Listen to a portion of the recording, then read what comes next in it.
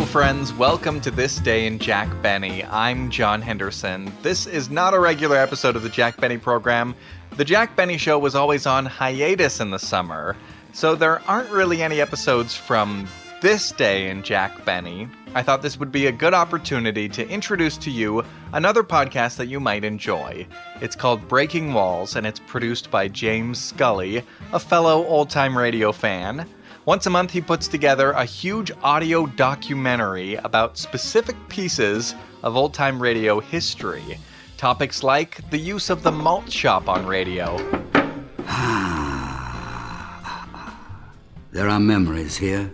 Memories of your first date at the same fountain. The whole Saturday night of it because you didn't know where else to go. The New York subway. Well, I can eat for a week or so.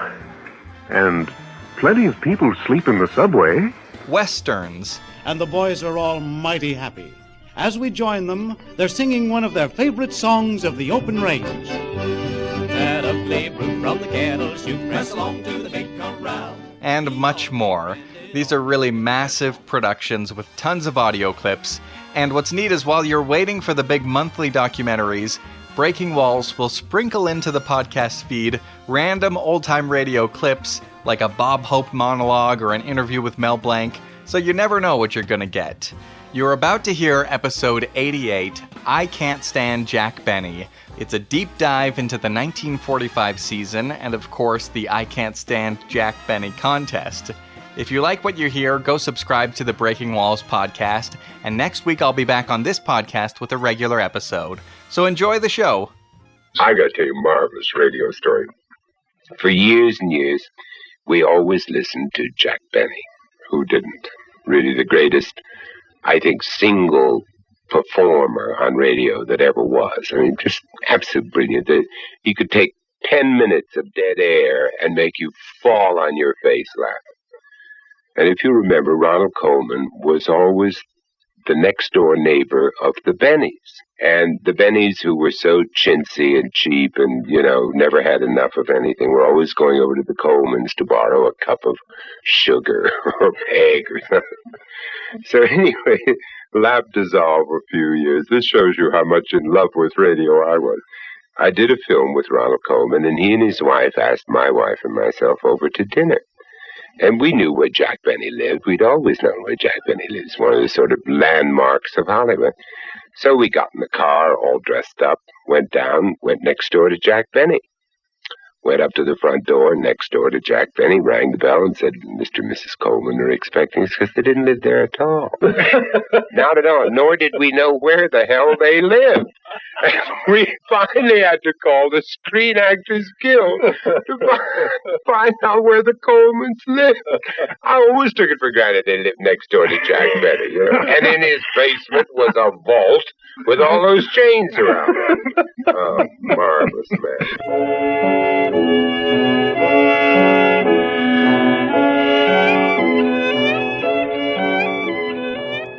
Blue night and you alone with me. And if a sponsor liked the violin player, he had a violin player on his own. The people may not like violin players, as proven by Jack Benny's career. He was forced into comedy off the concert stage. I didn't mind it when you scraped that overnight bag 2 weeks ago and called that playing the bees. Yeah. But when you stand here tonight and set that whooping cough to music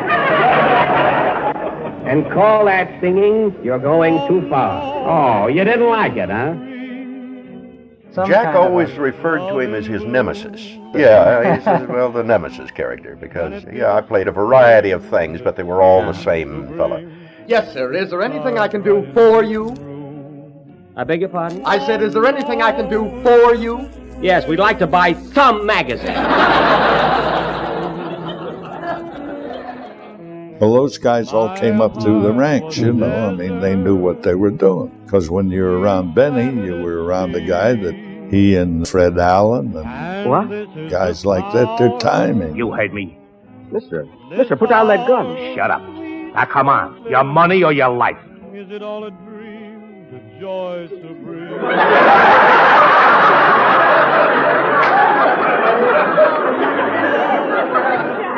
Look, Bud, I said your money or your life. I'm thinking it over.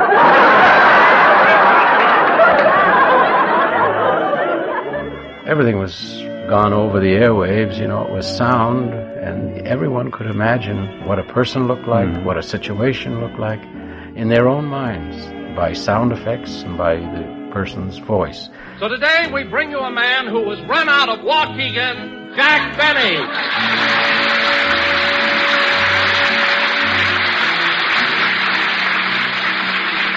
Man there, anyway. Thank you. Hello again. This is Jack Benny talking. And Don, for your information, I wasn't run out of Waukegan. It was merely a request by the city fathers and mine. And being a sharp guy... Welcome to Breaking Walls, episode number 88. My name is James Scully. Tonight on Breaking Walls, we spotlight the 1945-46 season of Jack Benny's Lucky Strike program. The radio character Jack Benny portrayed was pompous, wimpy, cheap, self-absorbed, conveniently forgetful. In truth, his on-air persona was a fraud, a myth, a creation. Benny had a giant heart, and he was the ultimate joke feeder. The supporting cast got most of the laughs at Jack's expense, and he got just enough comebacks in to keep people rolling on the floors for the better part of 3 decades. The 1945-46 Benny season was particularly important. Several new characters joined the cast, and one old one returned from the Navy. And thanks to an ingenious marketing ploy, the show enjoyed a sustained ratings spike. The campaign was the I Can't Stand Jack Benny contest, in loose conjunction with the final U.S. war bond drive. There were prizes totaling $10,000 in victory bonds. In the 3 weeks between December 2nd and Christmas Eve in 1945, more than 275,000 people submitted entries. If this is your first time listening to Breaking Walls, welcome to the show. You can find this show on every podcast platform and at thewallbreakers.com. Tonight's opening theme song is Love in Bloom, originally recorded by Bing Crosby for the film She Loves Me Not. It eventually became one of Jack Benny's signature compositions. If you're on Facebook, join our Wallbreakers Facebook group to keep in touch with news like Burning Gotham, our completely original audio drama series that will be set in antebellum mid-1830s New York City and debut later this year. The teaser is available in this show feed and at thewallbreakers.com. Expect trailers to begin this winter. I'll have news and subscription information in the next 6 weeks. You can also support these shows for as little as $1 per month at patreon.com/thewallbreakers. You know it isn't a dream. It's love in blue.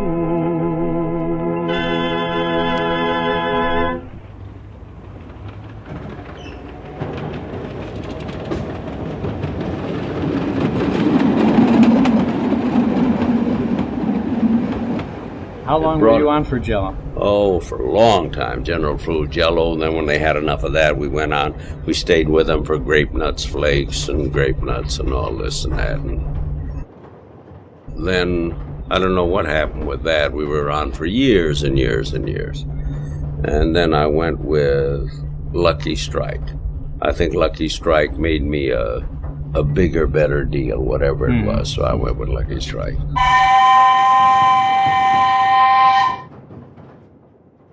Jack Benny began on radio with NBC's Blue Network in 1932 after a guest appearance on an early incarnation of Ed Sullivan's talk show. And I got it through the Ed Sullivan Show. The sponsor? The Canada Dry Ginger Ale. They heard me on the Ed Sullivan Show, and as soon as that show was over, they called me and made me an offer. What happened was, I was in New York, and Ed said, Jack, why don't you come on my show? He did a sports show or something.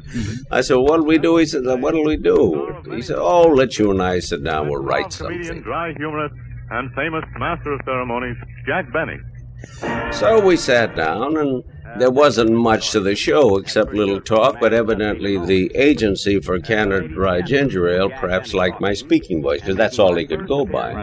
And they made me the offer right away. By that I mean I'm finally getting paid, which of course will be a great relief to my creditors.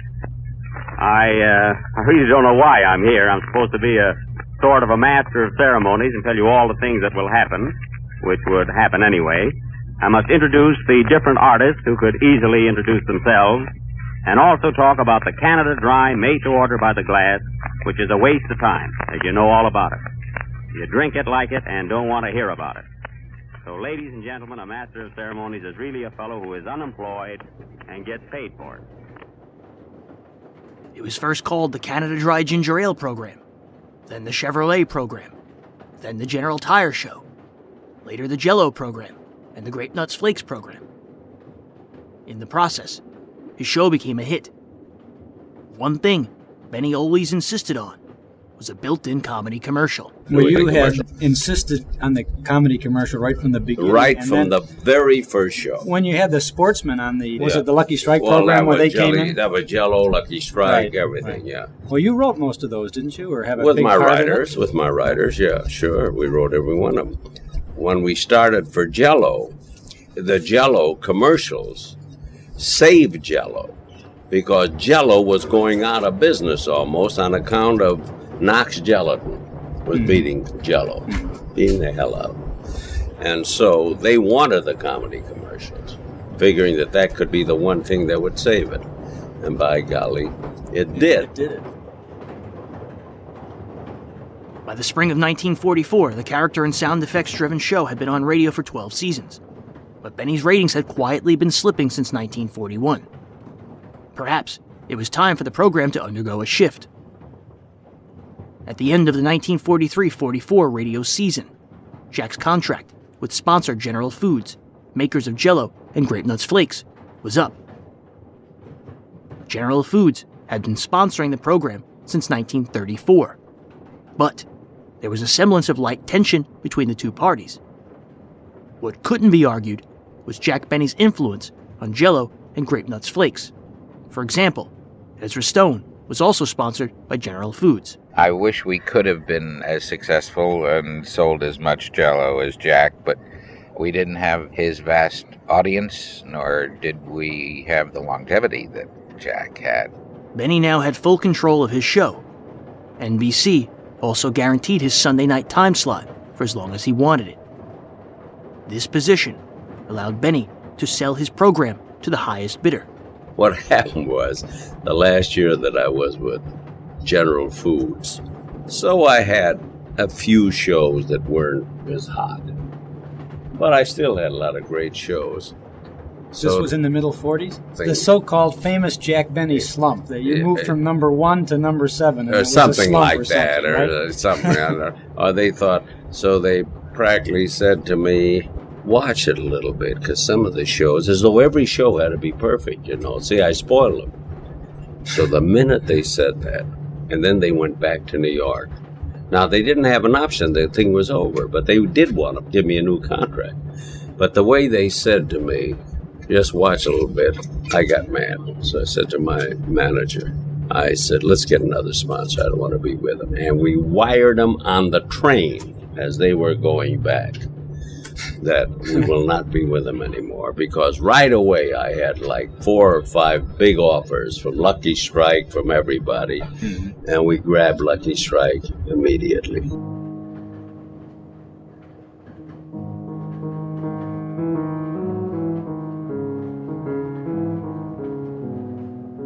All of this activity was being watched with interest by George Washington Hill, the president of American Tobacco. Hill asked his young ad man, Sylvester Pat Weaver, about Benny's availability. Benny's management team quietly held a sealed auction for sponsorship beginning the next season. On February 24th, 1944, a surprise winner was announced. Ruth and Ryan, agency of American Tobacco's Pall Mall cigarettes, bid $25,000 per week for 3 35-week seasons.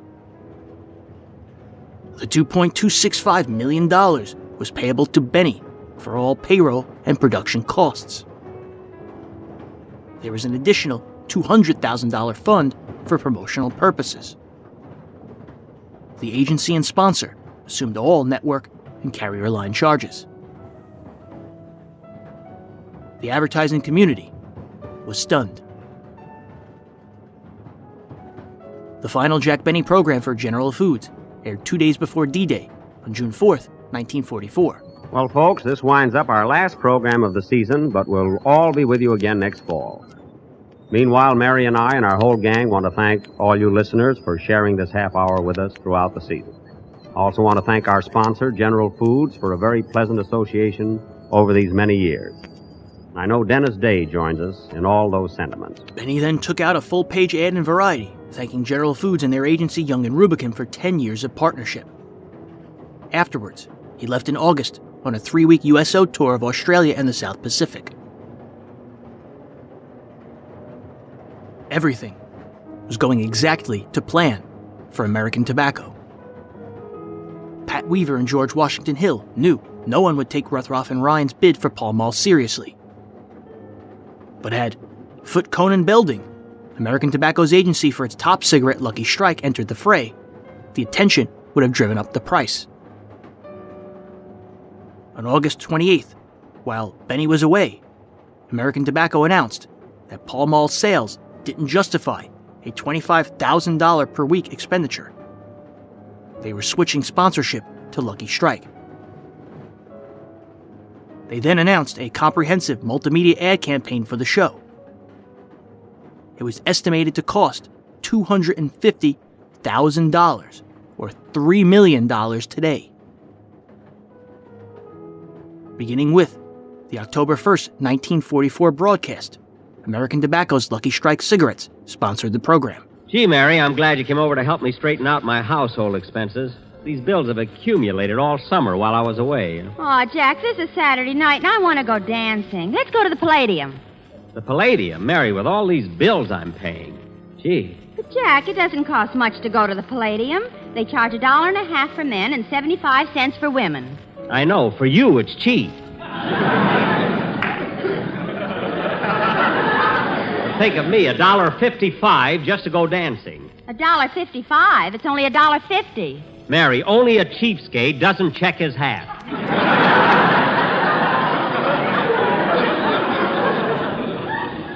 Now, let's get on with these bills. Okay. There was only one problem. General Foods didn't take Benny's exit graciously and decided to go after its former star, using famed singer Kate Smith to do their bidding. They gave me a carte blanche. I could do what I wanted to do, and they were so happy about it. After a month, they put it on 5 times a week instead of 3 times a week, because they were making great inroads into the opposition network, and so they put it on 5 times a week. And within, I think I told you, within a couple of months, I had a wonderful sponsor, and for the whole time that I remained in radio, I was never without a sponsor, a big sponsor. By 1944, Kate Smith had become a national institution with 10 top 50 rated radio seasons and countless record sales to her credit. General Foods bought time on CBS opposite Benny's NBC show. The company uprooted Smith's Friday program and moved her to Sunday at 7, directly against Benny, countering with a $170,000 ad campaign of their own. Her first show running opposite Benny featured the cast of Can You Top This? Now Kate sings Good Night, wherever you are.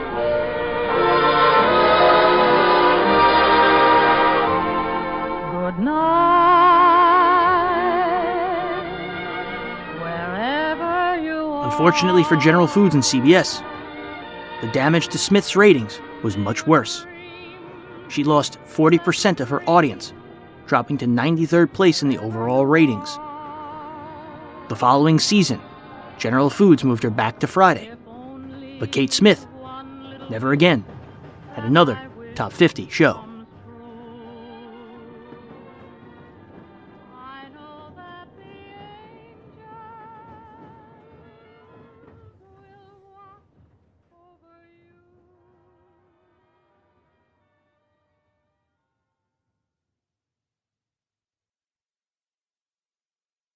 Jack had a basic philosophy, if I may divert here for a moment, that as I analyze it, it was obvious that this was his philosophy. The bigger he could make the supporting people that worked with him on the show, the bigger it made the Jack Benny show, and the bigger it made Jack Benny.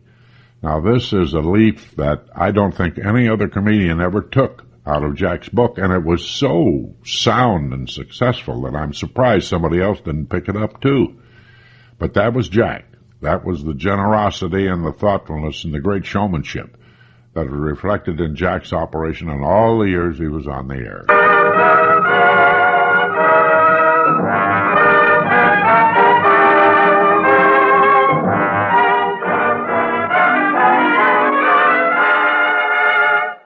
Host Posties, or that is Roast Toasties, present. Hey, get that name right, my confused friend. It's Post Toasties. Post Toasties. Crisp, delicious Post Toasties present the adventures of the Thin Man, starring Claudia. Although he hammered Smith, Benny was feeling the heat. The Lucky Strike program dropped an additional 3 ratings points. 35% of his audience had left in 4 years. General Foods was retooling for the fall, planning to run The Adventures of the Thin Man on CBS stations opposite the Lucky Strike program.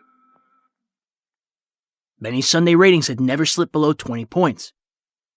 The comedian wanted to keep it that way. The show returned from summer vacation on Sunday, September 30th, 1945, broadcast live on all NBC stations at 7 p.m. Eastern and 4 p.m. Pacific Time. By now, an additional transcribed version of the show was broadcast over NBC's West Coast affiliates, like Los Angeles' KFI, at 9:30 Pacific Time.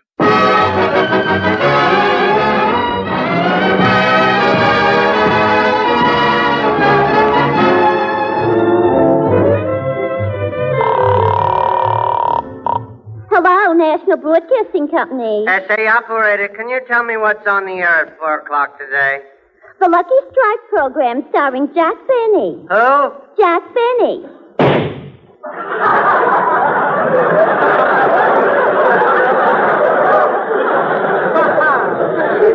Gee, Mabel, that's the 6th one today. Well, I'm still ahead. I've got 8. Oh, you're always lucky. You won last year, too. Yeah, Mr. Benny ought to know better than open his program during the hunting season. Yeah. National Broadcasting Company. Say, operator, can you tell me what's on the air at 4 o'clock today? The Lucky Strike program starring Jack Benny. Who? Jack Benny. Hey, Mabel. What? This one must have used a knife.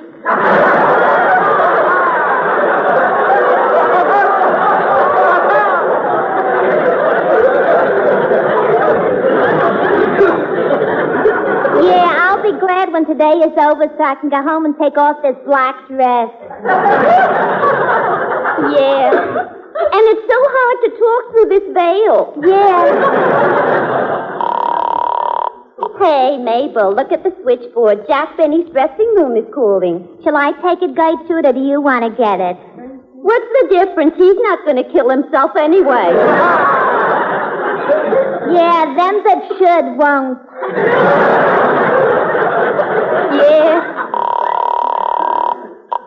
Yes, sir? Operator, this is Jack Benny.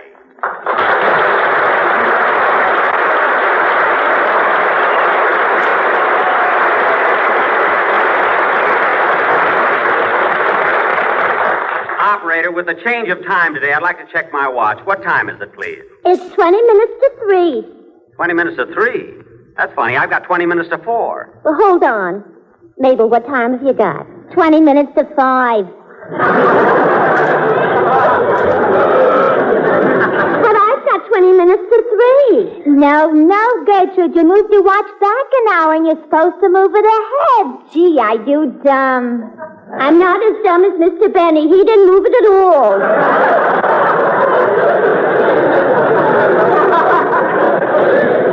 Operator, I heard that, and I'm going to report you. Gertrude thinks she's smart. What a telephone operator. She's a lousy dancer, too. Well, I better hurry and get ready. After all, it's 20 minutes to something. It's all Rochester's fault. I told him to time change at 2 o'clock in the morning to set all the clocks in the house and my watch, too. Anyway, I better get ready. I wish NBC would give me a better dressing room. This tile floor is so cold on my bare feet.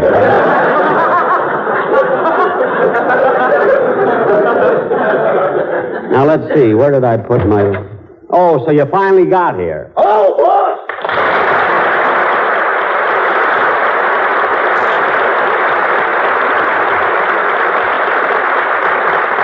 Rochester, you know this is my first program. I'm nervous and excited. Why do you have to be late? Wait, I got 20 minutes to do.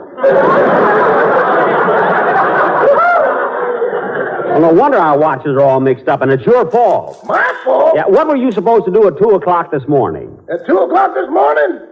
Oh, I did that, boss. You did what? I tiptoed into your room and put a hot water bottle on your feet. Is that all you did? Well, I must confess, boss, I tickled your toes a little. Oh, was that you? Yeah, and when I saw the way you had your arms around that pillow, I figured you were expecting something. Rochester, I always sleep with my arms around the pillow. I know, but last night you looked at it and said, don't you think two can live as cheap as one? I said that to the pillow? Yeah, then I waited 3 minutes, and when it didn't answer, I walked out.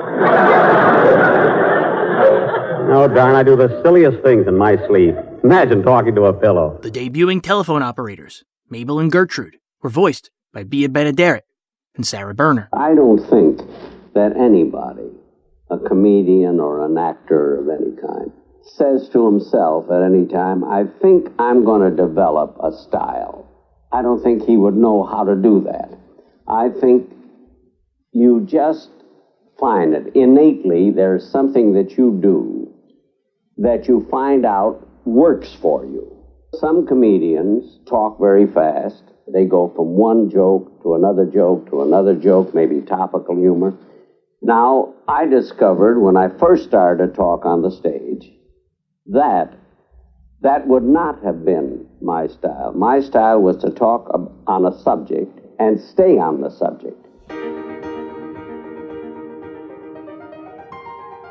We never did anything that we thought was going to last.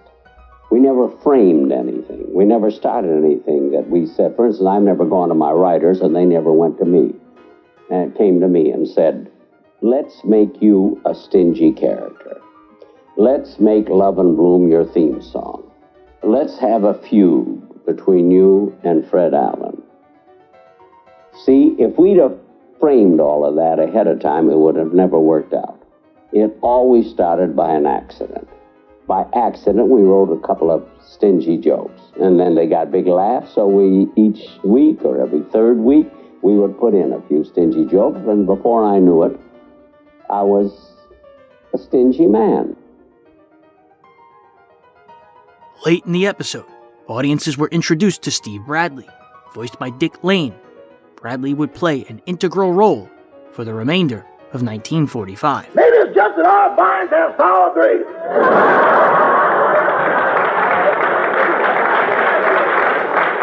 No, that's not the case with me. I always give credit where I can.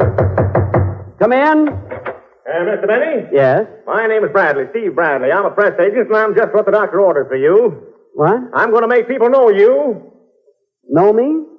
What are you talking about? I'm on the radio. Everybody knows me. That's just it. They know you on Sundays, but what about Monday, Tuesday, Wednesday, Thursday, Friday, and Saturday? What? People should be Jack Benny conscious all the time, not just on Sundays. Why, what would happen if the Smiling Irishman smiled only on Mondays and was a sourpuss the rest of the week?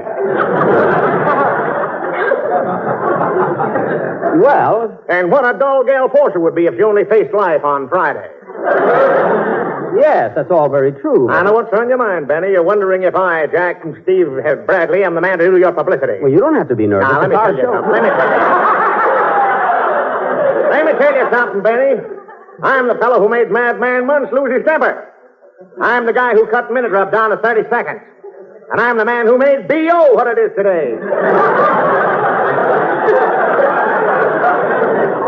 Gosh, you have done a lot of high-class work, but I I don't think you can do anything for me. Why, of course I can. What has B.O. got that you haven't got? Well, I'll make the world Benny conscious. I'll have your name on the lips of everybody in America. I'll do as much for you as I did for Sammy Klingenpeel.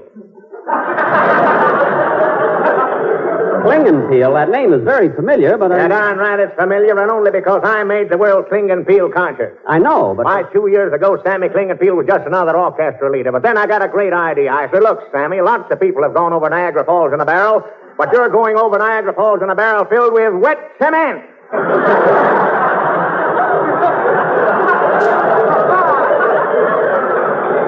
Oh, yes, I remember. Wait a minute, he got killed doing it, didn't he? Sure, but look at the publicity he got. Gosh, I'll never forget the newspaper space I got on his funeral. 40,000 people attended, and we never even found the body. That's wonderful, but really, Mr. Bradley, I don't think I need it. Now, look, Benny, you hire me, and I'll make you famous in every part of the world. In the big cities, in the little towns like Schenectady, Joliet, Salinas, Amarillo, Waukegan, South Bend, Kenosha. Wait a minute. Everybody in Waukegan knows me. Well, how do you like that? I'm with you 3 minutes, and you're a celebrity already. Who, me? Hard to believe, isn't it? Hard to believe. Well, look, Mr. Bradley, I've never had a publicity man, so I'll have to think it over. Can I see you after the show? Why, certainly. You think it over, and in the meantime, I'll go out and order the barrel and the cement. The what? See you later.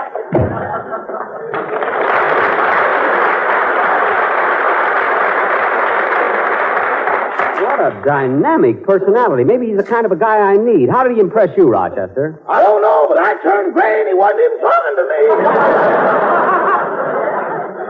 Well, I think he's got something. I'm going to talk to him right after the broadcast. See, it's 3 o'clock by my watch. Turn on the radio, Rochester. Let's see what's on. Okay. In radio, you could visualize everything yourself. Like my vault scenes were easier to do on radio than in television. Now, the reason my character sustained so many years, like you say, how could things go on and on? I played a character that included all the faults and the frailties of mankind. See, every family had somebody like me. Either they had an uncle who was stingy, or one who thought he was very sexy and he wasn't. So every family has that kind of a person. Charlie McCarthy? Rochester, it's after 5. I missed my program. And I would see to it that the material I gave them almost fit their characters personally, and particularly their speaking voices. Stop joking. You think that one person in this company would know what time it is? Nearly every good comedian has good timing. They couldn't be good without it. Burns has great timing. Ed Wynn had the greatest. Gracie Allen had probably the greatest. She was the great of all time when it came to timing. You have to have real good timing or you can't exist as a comedian. That was a taste of the Breaking Walls podcast. If you'd like to hear the full episode, subscribe to Breaking Walls and look for episode 88. You can find more at thewallbreakers.com. This Day in Jack Benny will be back with a regular episode next week. See you then.